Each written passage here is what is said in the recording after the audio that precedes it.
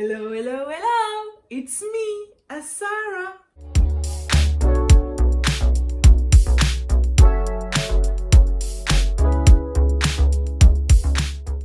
J'espère que vous allez bien, que vos proches vont bien et que vous vous portez super bien. Aujourd'hui, on va parler d'une émission que j'adore, que j'aime au plus profond de mon petit cœur, que je regarde depuis que je suis au lycée, que je regarde constamment et dont je suis une fan inconditionnelle, c'est RuPaul's Drag Race. Et là, en plein mois des fiertés, donc on est encore plus contents, ils nous ont sorti la saison 6 de RuPaul's Drag Race All Stars. Je suis beaucoup trop excitée. D'ailleurs, si vous entendez des petits bruits, c'est mon chaton qui joue avec une balle et qui fait un bordel monstre et qui veut pas me laisser tranquille parce qu'il m'aime, je crois. Oh non! Avant de commencer, laissez-moi présenter à nos amis les plus novices ce qu'est RuPaul's Drag Race. Tout simplement, c'est une compétition de drag queen dans lesquelles elles s'affrontent pour savoir qui sera the next drag superstar. À travers différentes challenges, donc des mini-challenges les plus absurdes les uns que les autres, et des maxi-challenges dans lesquels elles doivent jouer la comédie, danser, chanter ou tous les précédents ensemble. Elles doivent prouver leur nerve, charisma and uniqueness, donc leur caractère, charisme et originalité. All Stars, c'est un spin-off de RuPaul's Drag Race. Tout simplement, c'est les meilleures queens de toutes les saisons confondues qui se retrouvent pour réclamer leur dû et se battre pour enfin avoir cette couronne et le titre de Next Drag Superstar. Dans All Stars, les règles sont assez simples. Après chaque maxi challenge, il en sort 2 top et 2 bottom. Oui, RuPaul est un grand comique qui adore faire des jeux de mots tout au long de ses épisodes. Et si vous ne savez pas ce qu'un top et un bottom est dans la communauté gay, je vous invite à googler ça et vous me remercierez après. Les 2 queens qui sont au top devront s'affronter dans un lip sync et celle qui gagnera aura le choix de faire partir la queen au bottom qu'elle veut. Tout est clair? Let's go! Les queens arrivent enfin dans le workroom et là la première arrivée c'est une queen que j'attends depuis des années. Je crois que depuis qu'elle a perdu malheureusement sa saison que je l'attends. Genre c'est une all-time fan favorite et je l'aime profondément et elle est hyper belle et elle est toujours incroyable. Ben, c'est Shea Coulee qui arrive habillée avec le motif de PQ Lotus, mais quel papier toilette, elle est sublime, sa tenue elle marche de A à Z, les proportions sont... Et dire qu'elle a perdu à cause de Rose. Ensuite, c'est Miss Cracker. Miss Cracker, c'est aussi une des queens que j'adore le plus dans tout RuPaul's Drag Race. C'est quelqu'un que j'aime beaucoup. Elle est toujours hilarante. Elle arrive à bien mélanger son côté très glamour et un côté mais vraiment hyper zinzin. Et je la trouve toujours hyper drôle, hyper mignonne. J'ai trop hâte de voir ce qu'elle va faire parce que à sa première saison, elle a été vraiment pas mauvaise en fait. Elle a vraiment été bonne, mais elle a jamais gagné un seul challenge. Ou peut-être que si, j'ai un doute. Mais elle a été très très bonne, mais à chaque fois, elle était trop dans sa tête en fait. Et ça lui a fait perdre l'émission. Ensuite, c'est Alexis Mateo qui arrive. Bam! Bam! Bam! Bam! Alexis Mateo, c'est une queen qui est un peu... C'est une queen un peu mythique de RuPaul's Drag Race. Elle a fait la saison 3 et la saison 1 de All Stars. C'est une queen qui est vraiment hyper talentueuse. Mais j'ai un petit peu peur qu'elle soit là parce que c'est juste la drag mom de Miss Angie. I do declare, it's Blair Sinclair. Blair Sinclair arrive dans la workroom comme si elle sortait tout juste d'un clip de Duran Duran dans les années 80. Elle est sublime. Blair Sinclair a grandi. Elle est plus un petit bébé qui a peur de tout. Blair Sinclair est sexy. J'ai hâte de voir ce qu'elle va nous délivrer pendant cette saison-là. Après, j'ai un petit peu peur qu'elle nous fasse une Disney Channel parce que elle était vraiment hyper mignonne avant et là, maintenant, elle est en mode genre je suis sexy. Et j'ai peur qu'elle nous le ramène à toutes les sauces. Mais bon, on verra ce que ça donne par la suite. Mariah Paris Balenciaga. Et ben en fait, j'ai rien à dire. Typiquement, je ne sais pas ce qu'elle va donner. Je me souviens pas énormément d'elle pendant sa saison, qui était une des premières saisons aussi, une des 3 premières saisons de RuPaul. J'ai pas grand chose à dire honnêtement, j'ai vraiment hâte de voir ce qu'elle va donner, comme ça j'aurai peut-être plus à dire dans les prochains épisodes. Et maintenant c'est India Ferrah qui arrivée dans une couleur, dans une tenue de la même couleur que la boîte de Shanji, avec les bras qui la cachent, elle se retourne pour cacher encore son visage et enfin elle montre qui c'est et c'est India Ferrah qui vient aussi d'une des 3 premières saisons de RuPaul's Drag Race. Quoi dire, je ne sais rien de cette nana, vraiment je n'ai aucun souvenir et malheureusement le seul souvenir qu'on a tous plus ou moins d'elle, c'est qu'elle a participé à un lip sync qui s'est un peu fini comme un catch. Jujubee! Il y a Jujubee qui rentre dans la workroom. Jujubee c'est genre ma femme, ma vie, je l'aime d'amour. Elle aussi, c'est une fan favorite. Elle a fait la saison 2 de RuPaul's Drag Race, elle a fait la saison 1 de All Stars. Elle est là pour en découdre, je pense, mais elle revient encore habillée comme si elle allait au centre commercial, malheureusement, et c'est peut-être pour ça qu'elle ne gagne jamais ces All Stars à venir. Derrick Barry, qui arrive habillé en Britney et qui veut nous prouver à nous tous qu'il n'est pas que Britney. Soit Derrick, soit. Ensuite, c'est Mayhem Miller qui arrive, qui était dans une des saisons assez récentes de RuPaul's Drag Race également. Elle est maintenant connue parce qu'elle fait des yeux bizarres. Elle fait un peu ses crazy eyes et ça en fait c'est un mème quoi. Donc je sais pas trop ce qu'elle va donner. C'était pas non plus une queen excellente pendant sa saison. Mais là elle a l'air d'avoir quand même plus de personnalité, d'être un peu plus drôle. Donc on va voir ce que ça donne. Et enfin, Ongina is here. Elle est rentrée dans la workroom. Je suis hyper contente. Ongina, c'est une queen qui date de la saison 1 de RuPaul's Drag Race, qui est arrivée super loin, qui est vraiment appréciée de la fanbase. C'est un petit bonbon, elle est trop mignonne, elle est super gentille tout le temps.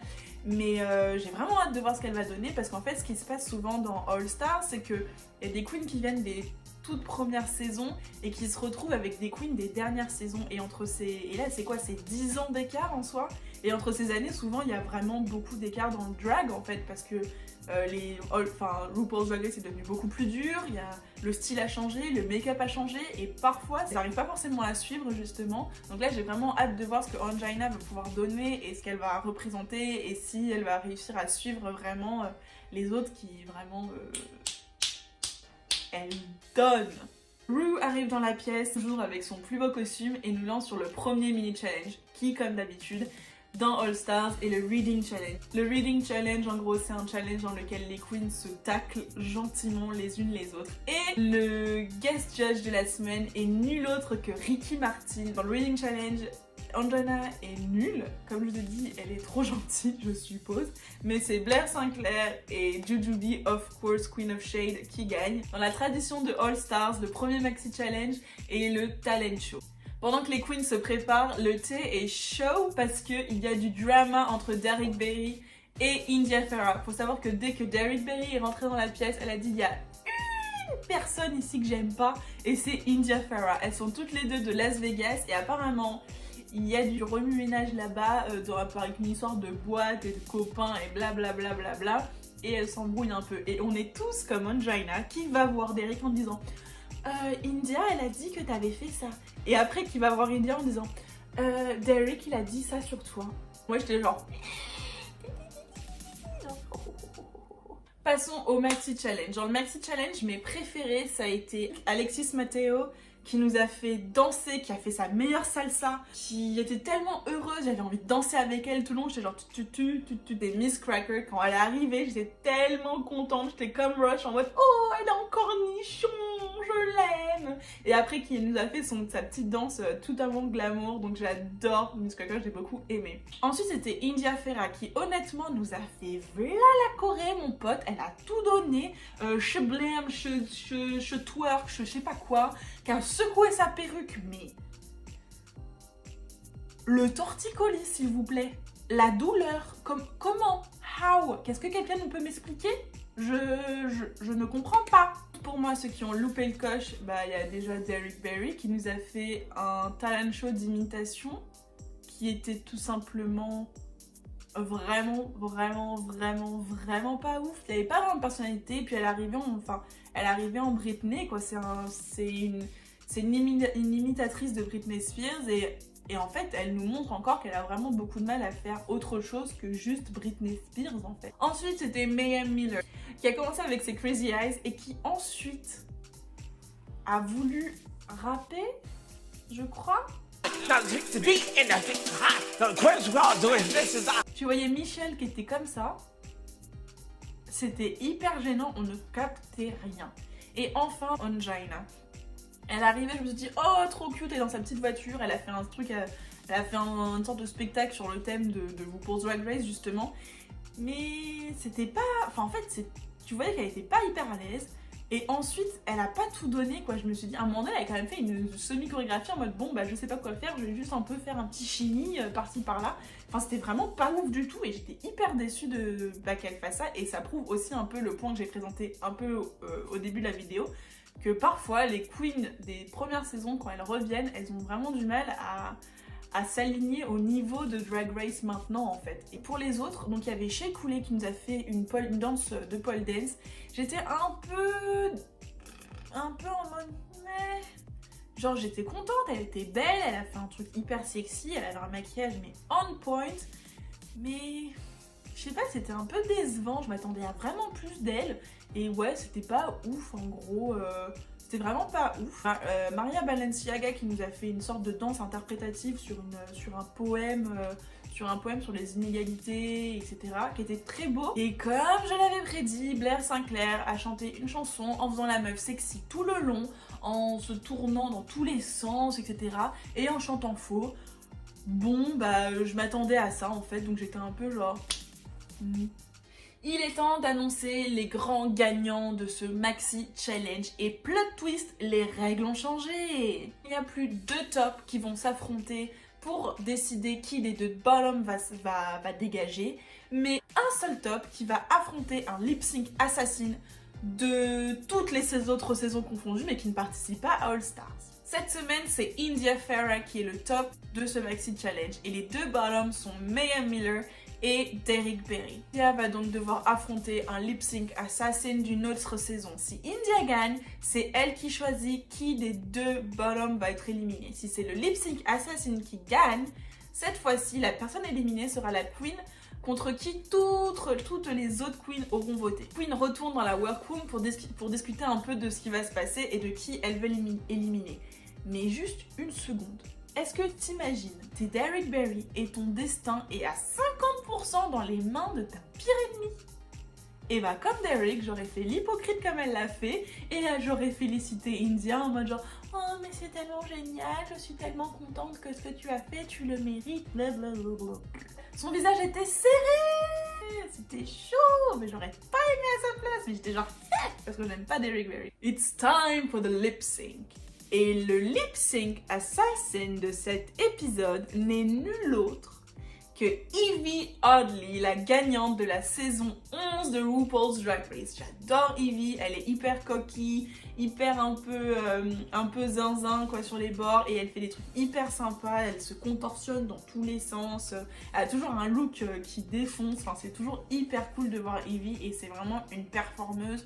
Mais quand vous voyez ses lip sync et ses performances, c'est genre toujours assez ouf, et vraiment j'ai trop hâte de voir ce qu'elle va donner. Le lip sync est donc sur Living La Vida Loca de Ricky Martin, of course, et c'est Yvie Oddly qui gagne. Tout simplement, pendant ce lip sync, elle a tout donné, des wig reveals, des contorsions, Bref, c'était une super belle performance, et comme c'est elle qui gagne, c'est elle qui va révéler à tout le monde qui les autres queens ont décidé de dégager. Et la première queen à partir de All Stars est donc Derrick Barry. Est-ce que vous pensez que comme dans tous les All Stars, Derrick Barry va revenir? Qu'est-ce que vous pensez des nouvelles règles? Est-ce que vous avez aimé ce nouveau format de vidéo de ma série préférée, de mon émission que j'aime le plus au monde? Donnez-moi tous vos avis dans les commentaires, je me ferai un grand plaisir de lire et de répondre à tous les commentaires comme je le fais déjà. Ça me fait toujours extrêmement plaisir de parler avec vous. En attendant, vous pouvez me suivre sur Instagram ou sur Twitter, où encore une fois j'adore discuter avec vous. et je vous fais plein de bisous et portez-vous bien. Mouah. Est-ce que vous pensez que Derrick Barry va revenir comme dans tous les All Stars? Et vous pensez quoi des nouvelles règles? Honnêtement, moi je suis un peu genre... Waouh! Est-ce que vous avez aimé ce nouveau format de vidéo? Je vous invite à donner vos avis dans les commentaires et ça me ferait un énorme plaisir d'y répondre. Si vous avez effectivement aimé cette vidéo, je vous invite à donner un petit pouce bleu, ça m'aide beaucoup pour la suite. N'hésitez pas à me suivre sur Instagram ou sur Twitter où j'adore discuter avec vous et où j'adore vous retrouver. Et en attendant, je vous fais plein de gros bisous et portez-vous bien. Mouah!